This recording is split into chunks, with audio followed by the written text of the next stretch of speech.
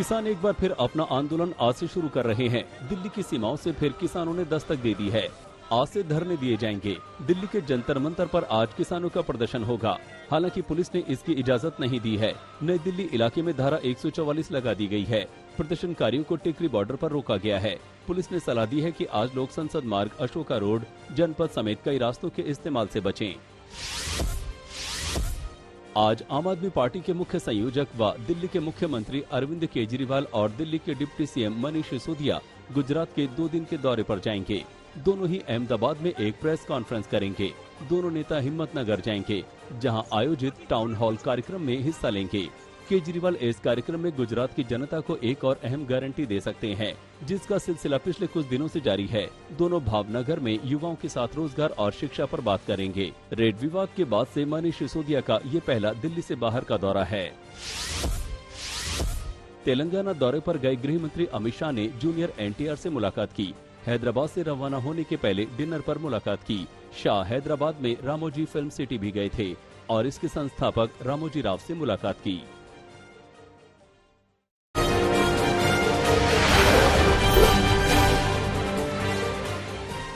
UP के deputy CM Keshav Maurya को बड़ी जिम्मेदारी मिल सकती है। सूत्रों के हवाले से खबर है कि केशव प्रसाद मौर्य को यूपी बीजेपी का अध्यक्ष बनाया जा सकता है।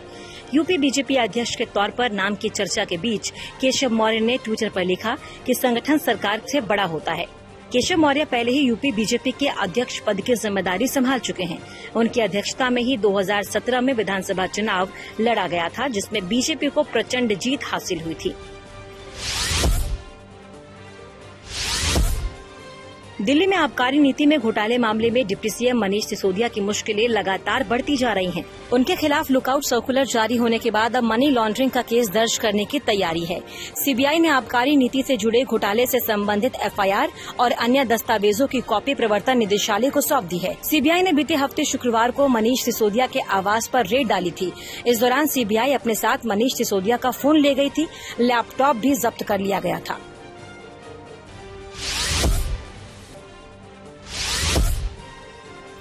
दिल्ली के आबकारी घोटाले में मनीष सिसोदिया समेत सभी आरोपियों के खिलाफ लुकआउट नोटिस पर सियासत गर्मा गई है। मनीष सिसोदिया ने कहा कि आपकी सारे रेड फेल हो गई, कुछ नहीं मिला, एक पैसे की हेराफेरी नहीं मिली। अब आपने लुकआउट नोटिस जारी किया है कि मनीष सिसोदिया मिल नहीं रहा। उन्होंने कहा, मैं खुलेआम दिल्ली में घूम रहा हूँ, बताइए कहाँ आना है। लुक आउट नोटिस जारी किया गया है। सीबीआई ने जो एफआईआर दर्ज की है उसमें 15 लोगों के नाम हैं, उनमें से एक नाम सबसे ऊपर आपका है। सबसे पहले इस लुक आउट नोटिस पर आप क्या कहेंगे? आप तो घर पर हैं फिलहाल।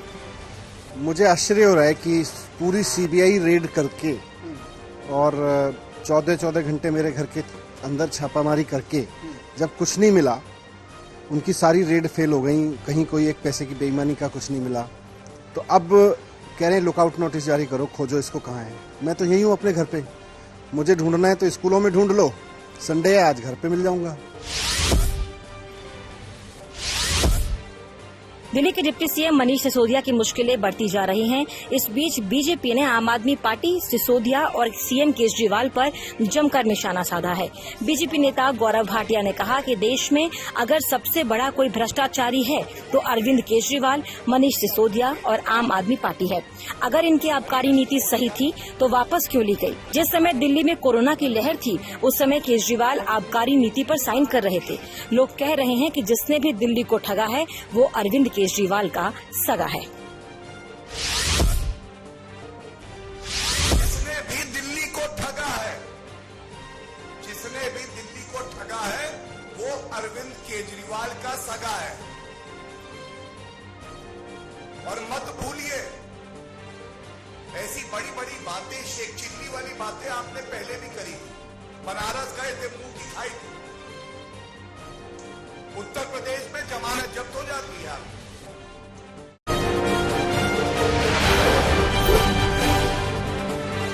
दिल्ली में शराब घोटाले के बाद शुरू हुई राजनीतिक लड़ाई के बीच आम आदमी पार्टी की ओर से दावा किया गया है कि 2024 के चुनावों की लड़ाई मोदी बनाम केजरीवाल होगी। इस बीच बिहार के डिप्टी सीएम तेजस्वी यादव ने कहा कि जेडीयू के नीतीश कुमार विपक्ष की ओर से प्रधानमंत्री पद के मजबूत उम्मीदवार हो सकते हैं।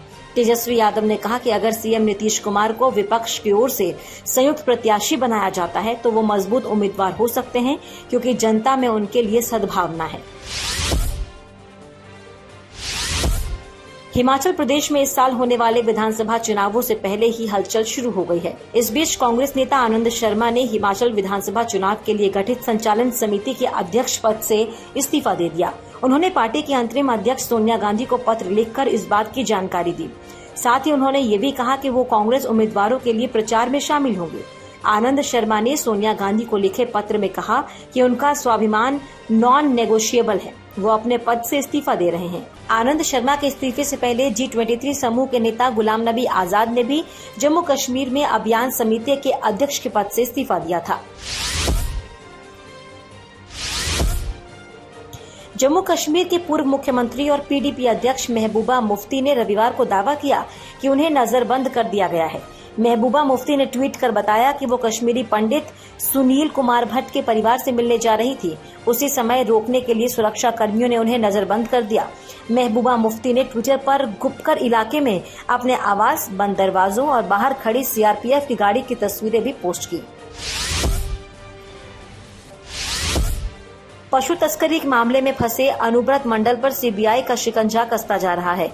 CBI ने रविवार को अनुव्रत मंडल के सबसे करीबी सहयोगी विद्युत बरन गायन के आवास पर छापा मारा और तलाशी ली। CBI अधिकारियों की एक टीम बोलपुर में गेयन के घर पर छापा मारने पहुंची थी। बता दें कि विद्युत बरन गेयन अनुव्रत की बेटी सुकन्या के जरिए कई कंपनियों में निवेश कर चुके हैं।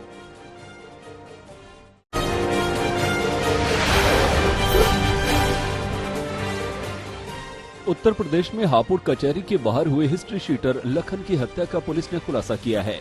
पुलिस की माने तो लखन की हत्या के लिए 12 लाख रुपए की सुपारी दी गई थी। फिलहाल 4 हत्यारों को गिरफ्तार कर लिया गया है। आरोपियों के पास से एक अवैध पिस्टल, 3 अवैध तमंचे और कारतूस बरामद किए गए।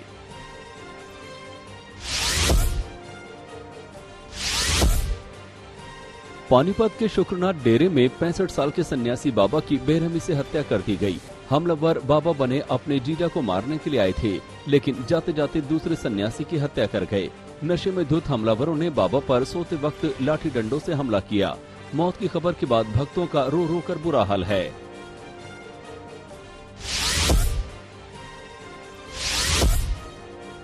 राजस्थान के भरतपुर में एक पत्नी ने अपने पति की लाठियों से पीट कर हत्या कर दी। मृतक के भाई की माने तो आरोपी महिला के कई लोगों के साथ अवैध संबंध थे, जिसकी वजह से पति पत्नी के बीच लड़ाई झगड़ा होता रहता था। पति को रास्ते से हटाने के लिए पत्नी ने इस घिनौनी वारदात को अंजाम दे दिया। फिलहाल पुलिस कातिल पत्नी को गिरफ्तार कर आगे की कार्रवाई में लगी हुई है।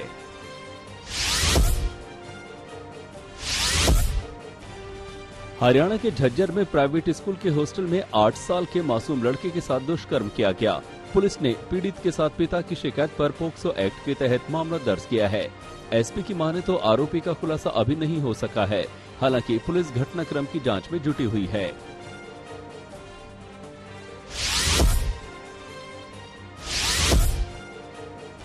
उत्तर प्रदेश के कासगंज में बाइक सवार बदमाशों ने रिटायर्ड प्रिंसिपल को दिन दहाड़े गोली मार दी। गोली जयपाल सिंह के बाएं हाथ में लगी। पुलिस ने तुरंत घायल प्रिंसिपल को उपचार के लिए अस्पताल में भर्ती कराया, जहां अब उनकी हालत में सुधार है।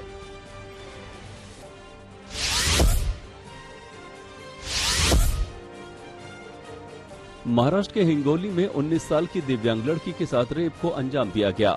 बलात्कारी ने घर में लड़की को अकेला देखा और जबरदस्ती घर में घुस गया। वारदात को अंजाम देने के बाद आरोपी मौके से फरार हो गया। पुलिस ने अपराधी को गिरफ्तार कर आगे की जांच शुरू कर दी है।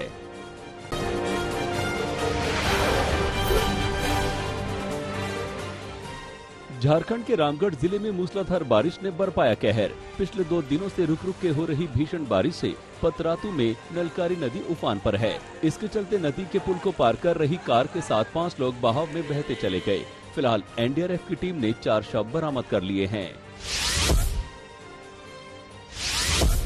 हिमाचल प्रदेश के मंडी जिले में कुदरत ने जमकर तबाही मचाई है। भारी बारिश के चलते एक मकान ढहने से एक ही परिवार के 8 लोगों की मौत हो गई। सुबह 3 बजे से रेस्क्यू ऑपरेशन चला, जो दोपहर 1 बजे खत्म हुआ, जब सभी शव बरामद कर लिए गए। मंडी जिला के गौहर में हुए इस दर्दनाक हादसे को लेकर जिला भर में मातम छा चुका है। एमपी के आगरमालवा में बाढ़ से परेशान ग्रामीण जान जोखिम में डालकर नदी पार करते दिखे। इसमें कई जानवर भी नाला पार करते नजर आए, जिनमें से कई गाय भैंसे बहाव में बह गए। नाला पार करने के लिए जेसीबी का इंतजाम किया गया। हालांकि कई मोटरसाइकिल सवार जान जोखिम में डालकर नाला पार करते दिखे। राजस्थान के भरतपुर में एक बड़ी घटना टली, जब गोवर्धन रेन कनाल के ऊपर से जा रहा पुल अचानक गिर गया। नहर के ऊपर से जा रहा ये पुल गांव का मुख्य रास्ता था, लेकिन अब पुल के गिरने के बाद ये रास्ता भी बंद हो गया है। ग्रामीणों की माने तो कई बार स्थानीय अधिकारियों और विभाग को सूचित किया गया था, लेकिन कोई एक्शन नहीं लिया गया। देहरादून के रायपुर क्षेत्र में रेस्क्यू के लिए एनडीआरएफ की टीम तैनात की गई। टीम की मांग पर डीप डाइविंग टीम को तत्काल घटनास्थल पर भेजा गया। इसके बाद गहराई में जाकर सर्च ऑपरेशन शुरू हुआ। इसी दौरान एक शव भी बरामद किया गया है, जिसकी शिनाख्त में पुलिस लगी हुई है।